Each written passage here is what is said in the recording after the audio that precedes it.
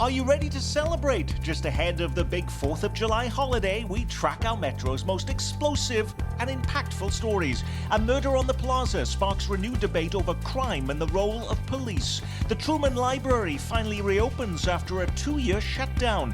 Is that stalemate over Medicaid funding finally over? And like a dead firework, is the vaccine campaign fizzling out? We are begging you to come. Don't take that chance. Please don't take the chance. If you're not vaccinated, the variants are here. Trouble's at your doorstep. Week in Review is made possible through the generous support of Dave and Jamie Cummings, Bob and Marlise Gorley, the Courtney S. Turner Charitable Trust, John H. Mize and Bank of America N.A. co-trustees, and by viewers like you. Thank you. Hello, I'm Nick Haynes, and I am thrilled you're with us. I know with a holiday weekend ahead, you've got lots of other options, so thank you. But with absolutely nothing else to do this weekend, are this week's news reviewers. From KCUR News, Steve Kraske. From 41 Action News, investigative reporter Kat Reed. From the Call newspaper, Eric Wesson. And KMBC 9 chief political reporter Michael Mahoney. You know, there's plenty of negative headlines to dissect, but as it's a holiday, let's start with something more uplifting this week. By the way, how do you plan to celebrate the 4th of July this weekend? After a year of lockdown, it looks like many Kansas Cityans are preparing to mark America's independence from the British with a big bang, with few exceptions. Most of our Metro's traditional fireworks shows and parades are back. And just ahead of the holiday, the Truman Museum is reopening. It has been shuttered for the better part of 2 years. It's been undergoing the largest renovation project in its history. $29 million has bought the Independence Museum a completely new look inside and out. But what does that mean for us? If you've never been to the museum before, what on earth, Steve Kraske, would encourage you to go there now? Well, it's worth going to now, Nick. It was worth going to before, but it is a spectacular redo, $29 million. Nick, I'm going to sound like a PR agent for the Truman Library. It is interactive, it's shiny, it's interesting. There's lots of things for all members of the family to engage in. You're going to learn a lot about presidential history while you don't even know you're learning, basically. And I can't recommend it enough. Is it enough to convince you to go, Michael? Oh, without question. I went out there, I have gone to the Truman Library a number of times, and what I am always astonished about Harry Truman is I think you're hard-pressed to find any American president that had to make so many consequential decisions within days and certainly months of being in office. He ended the war in Europe. He was there for the start of the United Nations. He was there for making the decision about dropping the atomic bomb, the end of the war against Japan, and then everything that followed that, the development of the policy of containment against the Soviet Union, the Berlin airlift, the Korean War. He had to deal with a struggling economy, high unemployment. Especially his first 4 or 5 months in office may be the most consequential set of decisions ever made by an American president. I cannot wait to see how they display that, and it sounds like they do a bang-up job on it. But we really don't have to go to the Truman Library because Mahoney just gave us everything we needed to know about it. Thank you. Okay, we have 2 PR people for the museum on the show already. Kat, come on. Would you be heading over there? I'm excited because I sadly didn't have the opportunity to go before it closed. And so this will be my first time with fresh eyes seeing it. And I think what's really interesting is that the museum's director talks about this not being a just regurgitation of facts. It's really a reimagining, a retelling, maybe a little bit more critical at times of the Truman presidency, and really encouraging visitors to ask some hard questions. So I think that is really interesting, and I'm looking forward to seeing it. Now, as we head into Independence Day, an explosive fact for the 4th of July. According to a new national survey, Missouri ranks #1 in the nation in per capita fireworks sales. I saw that on Channel 9. With Missourians snapping up $42 million in rockets and spinners and sparklers, there are enough fireworks bought in Missouri to shoot off roughly 7 per person. By the way, Kansas isn't far behind. It comes in at #3. But you know where else Missouri is #1? It's not flattering. It's in the percentage of its residents hospitalized for COVID-19. It's an important issue as we head into this 4th of July weekend. On July 4, We're going to celebrate our independence from the virus as we celebrate our independence of our nation. Back in May, the president setting a goal of getting COVID shots in the arms of 70% of Americans by the 4th of July. The White House now publicly acknowledging that is not going to happen. We're at about 66% of American adults with one dose of the COVID shot. So what about what's happening locally? While some zip codes in Johnson County have topped the 70% mark, we're largely below that national average. Today, 62% of Kansans have received at least one dose. That puts Kansas 28th in the nation. It's lower in Missouri, where only 55% of residents are partly vaccinated. That ranks Missouri 40th in the country. In Buchanan County, by the way, the home of the city of St. Joseph, just 20% of residents there have received at least one shot. But with almost everything now open, what difference does that make, Kat Reed?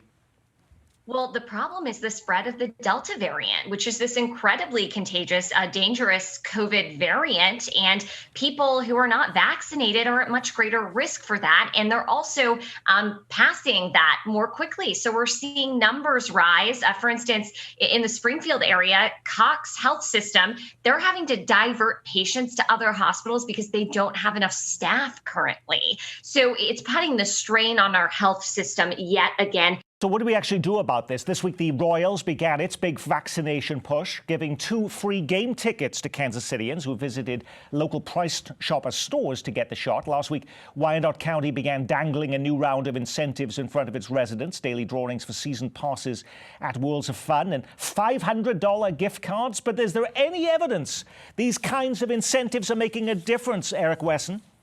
No, there's no evidence here locally where it's driving people to go out to try to get the vaccination. Problem that's been brought up about incentives is that some of the people who still have not gotten the vaccine have said they're concerned for safety reasons, and offering them a $25 gift card is not going to change their mind. What could change their mind is seeing more family members and loved ones get the vaccine or hearing information from a trusted source like a primary care doctor. So that's the problem. At this point, we've hit a lot of the people who are interested in getting the vaccine. Now you have people who are just saying hard no, and getting these perks won't change their minds. By the way, Michael, you were interviewing Kansas Governor Laura Kelly this week. She's part of a new campaign, advertising campaign to get people to get the shot, along with Sharice Davids. I was looking at those spots this week. As the 4th of July approaches, celebrating our independence feels more important than ever.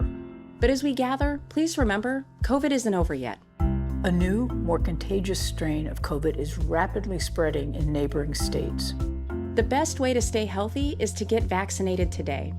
If you choose not to be vaccinated, please be responsible around others. And if you feel sick, get tested. Have a safe and healthy Independence Day. But is that going to make any difference to people just to see Laura Kelly in front of a camera, with a very low production values, and Sharice Davids doing the same? Is that going to encourage people to get the shot? No, we are at a stage now where the vaccination drive is up against a pretty stiff and formidable wall of people who simply do not believe that they need to get the shot, and they don't want to get the shot. If it's personal reasons, if it's religious reasons, if it's political reasons, they're not interested, and incentives are not going to drag these people across the vaccination line. I'm not sure that anything will, perhaps even getting sick with it. Nick, they were even giving away free beer in Springfield to drive people to get vaccinations. That didn't have much impact. And to Michael Mahoney's point, Nick, if the fear of contracting COVID through this Delta variant isn't going to get people to get a shot, an ad from Laura Kelly certainly isn't going to get that job done. I think one of the things that I hear people tell me why they're not getting it is it must not be that bad now because they've released some of the measures that they had, like wearing a mask. People don't talk about social distancing as much. And there are a lot of different reasons, and people were like, well, we must be over it, or we've gotten past the dangerous part because they're relaxing so many restrictions. I think that's the biggest message that's taking place in the Black community. And isn't there truth to that, though? I find it hard to believe at this point in time that we'll see any city in this metropolitan area go back to more restrictions on businesses or to impose new mask mandates. Is that correct, Steve? Well, that's a great question. I think the psychology here is fascinating because as this Delta variant spreads, Public health officials may have no choice but to begin to recommend that. But are the citizenry, are folks ready to go back and don masks again after this last year and a half? The answer is no. But at some point, you begin to wonder if we'll have any choice if this thing runs wild. I did notice that the National Governors Association says most states now are offering some major incentives to residents to get vaccinated, from Ohio that has $1 million lottery prizes, and to Arkansas, Kat Reed, that is offering a fishing license. For instance, in New Jersey, you can have a dinner with the governor there as an incentive. You were speaking with the governor in the last few days, Mike Parson. Is he going to be offering a dinner with Mike Parson and his wife as an incentive to get people vaccinated? Not that I know of. I do know the Kansas Lottery Commission had been talking about working on a similar lotto setup, not as big as Ohio, but something. Of course, I am not sure that anything came out of those discussions. That was a few weeks ago. Well, we mentioned states and what they were doing with these COVID vaccine lotteries. Did you see this news this week? I got my purse and my $2, and I'm hoping this is a winning ticket.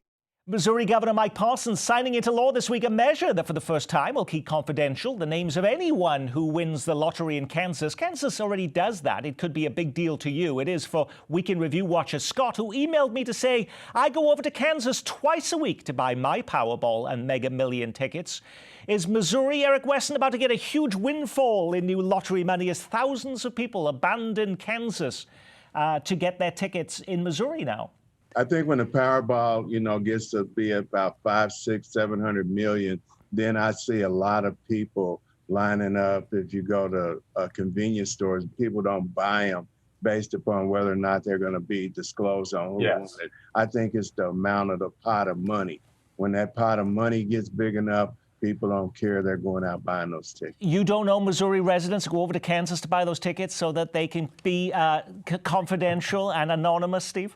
I don't know anybody who's going to do that, Nick. I agree with Eric. I think it's a matter of the bucks there. And there are 10 states across the country, roughly, that have this anonymity thing now. And I'm not sure it's a driver of anything. The impasse over Medicaid funding in Missouri has now been broken. Missouri lawmakers inking a deal to renew a critical tax on hospitals, nursing homes, pharmacies and ambulances that pays for a large part of the existing Medicaid program. The measure had been held up by conservatives who had tied renewal of the tax to new restrictions on some contraceptives and the removal of Planned Parenthood as a Medicaid provider. I am curious, though, when we have a governor who tells us frequently he is pro-life and so many of our elected leaders telling us they have 100% pro-life records in their campaign ads. Why did they give in on this, Kat? Well, Governor Parson brought this up in our interview. He talked about, again, reiterating his pro-life stance, but he said that there was a concern, there's a balance of meeting that, being pro-life while also staying in compliance with federal Medicaid law. And he brought that up and said, the FRA renewal is not something that we can mess around with. This would be a huge, devastating revenue loss. And he said, what we can do is we can do some things on the state level on the pro-life front. So I think he was willing to compromise on that with the promise that they will be working on other legislation on the state level later on. Governor Parson was telling lawmakers, if you don't extend this thing, you're not going to give me any choice but to cut the budget by hundreds of millions of dollars as a new fiscal year begins. That level of chaos proves simply too much politically, even against the strong anti-life crowd in the state, and lawmakers signed on to this effort. Just to be clear, Michael Mahoney, this had absolutely nothing to do with that expansion of Medicaid that was passed by voters in Missouri last year. That was recently ruled by a judge as unconstitutional. Are we any wiser this week on what happens now? Well, with respect to Medicaid expansion, that's going to be before the state Supreme Court, not this coming week, but the following week. Two big Medicaid stories. One of them now seems to be resolved. Expansion is in the courts. A popular Country Club Plaza hotel was in lockdown this week, and some streets in and out of the shopping district were shut down. What was happening? Another murder, this time inside of the Sheraton Suites, a few feet from the Gap and Barnes & Noble. This was the city's 75th homicide. But given all the coverage crime gets in the media, you may be surprised to learn that murders are way down on last year. This time in 2020, we were recording more than 90 homicides. Week in Review watcher Dr. Ernest Evans, who's a local professor and crime expert, writes, Casey Osceola is one of the only large cities in the country where homicides are lower in 2021 than in 2020. The city is clearly doing something right. Eric Wesson, 2 weeks ago on the program, you said the opposite. Are you ready to change your perspective now? Absolutely not. The trend seems to be up, down, up, down. There's nothing consistent to level it off. And even though we're down in homicides, it has nothing to do with what the city's doing. Just bad guys aren't shooting at each other. And if they are shooting each other, they're not shooting each other fatally. One of the interesting things that I got from the police department yesterday was shootings are down 35%. But if you watch the Board of Police Commissioner meeting, they're not saying anything that they're doing differently. Nick, some perspective is needed here. The number of homicides is down compared to last year. But as of this morning, we're at 75, Nick. That's more than 2019. That's more than 2018. It's more than 2017 as well. We're still on pace for 150, 160 homicides this year. That's nothing to brag about. Well, the crime issue is playing out amid two new developments that relate to gun policy on both sides of the state line. Starting on Thursday of this week, a new law officially went into effect in Kansas that drops the age to carry a concealed weapon from 21 to 18 years old. In Missouri, the city of St. Louis has gone to court to try and block a new state law that bans local law enforcement from enforcing federal gun laws. Kansas City and Jackson County leaders say they're considering joining the lawsuit. Since lawmakers passed that measure, a suburban St. Louis police chief has resigned in disgust. And in the city of St. Louis, the police chief pulled his officers from participating in federal crime task forces, at least temporarily. But what about here? Has the Kansas City police changed the way they are policing as a result of this new measure, Kat? Well, a spokesperson for the police department said the new rule is not going to affect their day-to-day operations because they have a team of detectives who handle gun cases specifically. But I think the important point to point out here is that no one really knows what is and isn't allowed under this legislation. This is something that came up as I was talking to Governor Parson. I asked him, if you're looking at this from a legal perspective, federal law trumps state law.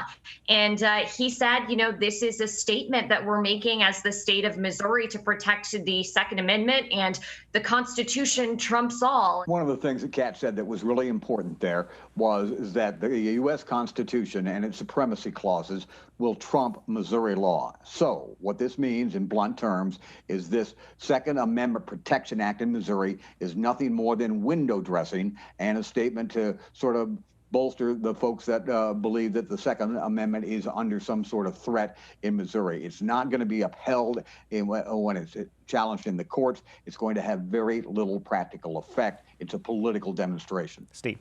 Nick, even law enforcement agencies across Missouri, several of them have come out against this law, which begins to explain the power of the NRA in this part of the country. Both these law changes that you've cited are a direct result of pressure and input from the National Rifle Association to change laws in Missouri. Lawmakers, even Republicans, going against law enforcement to pass these laws, that begins to tell you a whole lot about just how powerful the NRA continues to be in this part of the world. So much happening in terms of crime. And also I think about our police officers, too, during this whole effort, not only what we're seeing with homicides, but what some view as an effort by the city of Kansas City to defund the police. A new social media posting this week from the Kansas City Police Union announces that another officer signed retirement paperwork today. 64 sworn officers have now turned in their paperwork to leave this year, over double any previous year on record. Intentional defunding by the council, combined with associated morale issues, helped create a crisis that will take at least a decade to fix, says the Fraternal Order of Police. So what is the mayor and city council's response to that? Are they getting worried, Kat? Not that I've heard.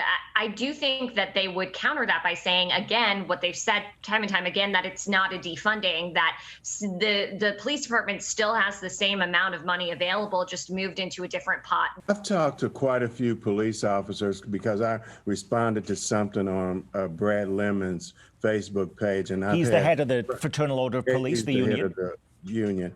And some of the officers were telling me that one of the reasons why a lot of them are leaving has nothing to do with the defunding. It's when they make a decision to do something, that they feel is in the order of public safety. Then they have the prosecutor come back and said that they violated a law and then charge them. A lot of them are reluctant and scared of that. It has nothing to do with the defunding. And that's just a scare political tactic that they're trying to use to get more money from the city. And interestingly, at the tail end of this week, the lawsuit again from the police board against City Hall, the police board are saying, you know what, bring it on. We've got pretty plain language in a Missouri statute that says we have exclusive control over the police department. They're ready to take this thing to trial right now. They want to go. We'll see, Eric. We'll see. But Nick, they're eager. And here's the thing that people don't realize. Taxpayers are funding a legal squabble between the Board of Police Commissioners and the city in our interest. We're paying for the lawyers for the Board of Police Commissioners, and we're paying for the lawyers for the city. We're the ones paying for it all in the end, and it's just not right. It's just not right. While this 4th of July weekend is a chance for us to step back from work, many of our area employers are vexing over how they can even find workers. A big job fair at Municipal Auditorium last week saw so few people show up, recruiters outnumbered applicants. The New York Times is also reporting that a recent decision in Missouri to rescind federal job benefits as an incentive to get more people back into the workforce has not been a boon to employers. The Times quotes workforce development officials who say they have seen virtually no uptick in applicants since the governor's announcement.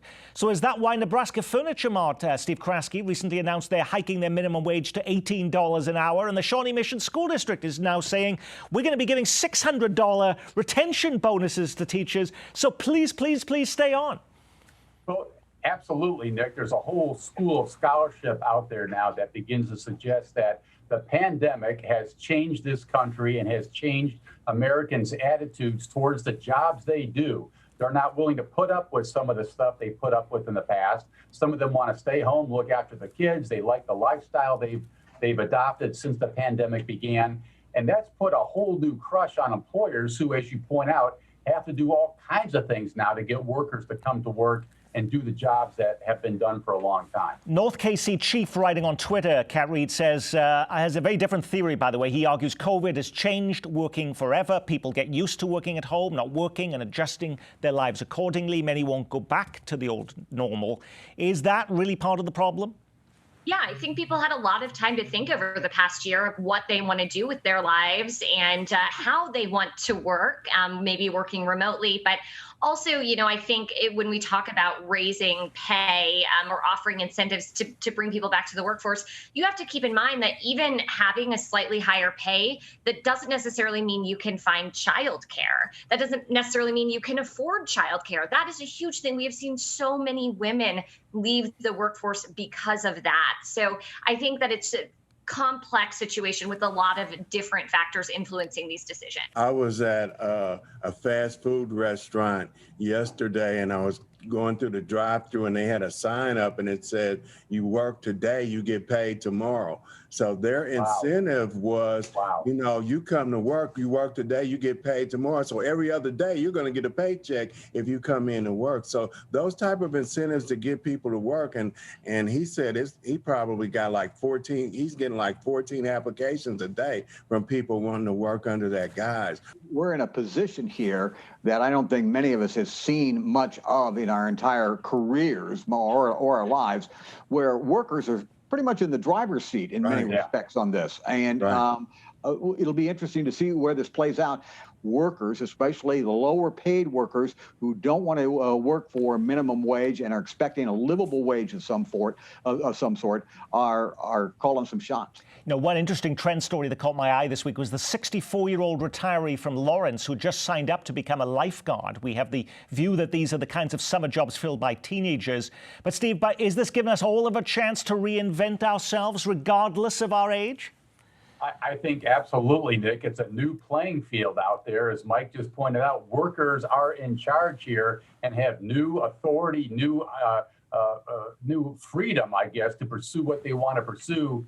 Maybe I'll become a lifeguard once I retire here. There you go. Speaking of jobs, I don't want to leave this program this week without mentioning, did you see that one of the largest employers on the Kansas side of our state line is going to be shut down now until August? The GM Fairfax plant stopped making cars in February due to the global computer chip shortage. Now workers at the plant say that that shutdown has been extended through August 16th. Can you think of any other time that a large employer was forced to close in the city for so long, Michael? Not unless it was a labor strike.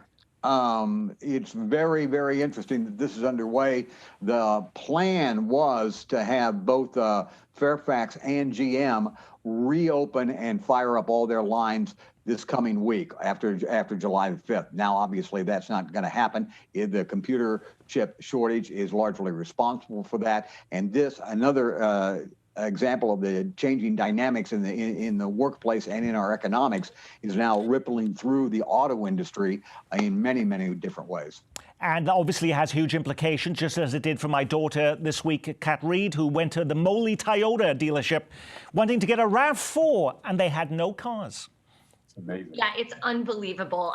We had the pause in production lines that impacted new cars, and then used car demand is just insane right now. I mean, it's a great time to sell a used car. Of course, then you'd have to buy a car, and the supply is down. So it has had just a huge impact on the automobile industry. And on that, we will say our week has been reviewed. Thank you to the Call's Eric Wesson, Kat Reed from 41 Action News, and Channel 9's Michael Mahoney. And keeping you up to date weekdays on KCUR-FM, Steve Kraske. And I'm Nick Haynes. And I arrived on these shores, by the way, 30 years ago this year. Who says I don't know how to celebrate the 4th of July? From all of us here at Kansas City PBS, be safe, be well, keep calm, and carry on.